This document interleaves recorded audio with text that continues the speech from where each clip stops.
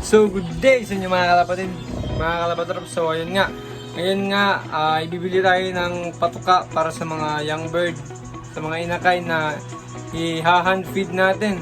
Doon na sila sa baba, apat na. Bibili tayo ngayon ng patuka at samahan niyo ako. Let's go.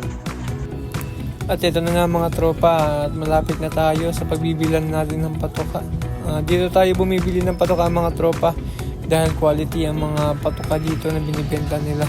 Simula pa nung una mga tropa ay dito na tayo bumibili ng patuka dito sa Dofax.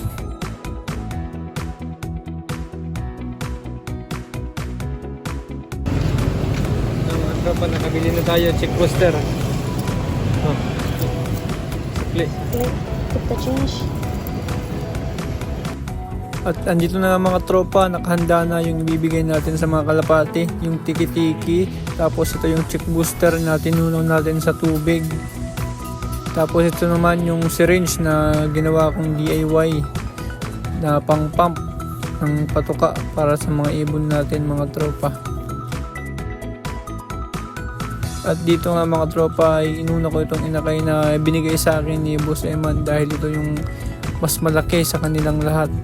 Parang ito yung pinakamatanda dito mga tropa. At kamukha din to ni Mr. Loner mga tropa.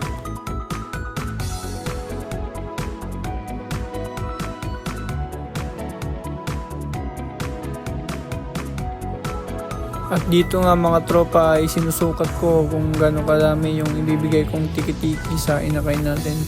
Dahil hindi pa natin sila binibigyan ng gano'ng karami dahil mas bata pa yung mga ibon natin.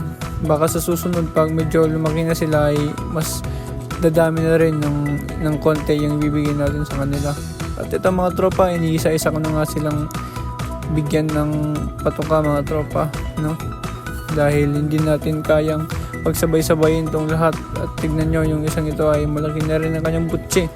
Bibigyan din natin yan ng itong tiki-tiki mga tropa dahil para maging malusog at malakas ang ating mga ibon, para habang mas bata pa sila mga tropa ay mas maaga silang naano ang kanilang katawan. Ito naman mga tropa ay yung isa pang kapatid ni Mr. Loner mga tropa. Bali mga tropa, yung mga kapatid nga pala nitong ni Loner ay hindi nagmana sa kanilang nanay. Si Loner nga mga tropa ay minana niya yung kulay niya dun sa kanyang nanay dahil yung nanay ni Loner mga tropa ay may puti-puti din sa pakpak tapos sa muka. At ang inakay na ito pala mga tropa ay itong anak ni Barak mga tropa. Ito ang naiwan niyang anak dahil yung isang itlog nila ni Josa ay hindi nga napisa mga tropa, no? So ayun lang mga tropa para sa video natin ngayon, ano? At ganun lang tayo mag hand feed ng ating mga inakay tapos binibigyan natin sila ng tiki-tiki. So yun lang mga tropa, hanggang sa susunod nating video. Peace.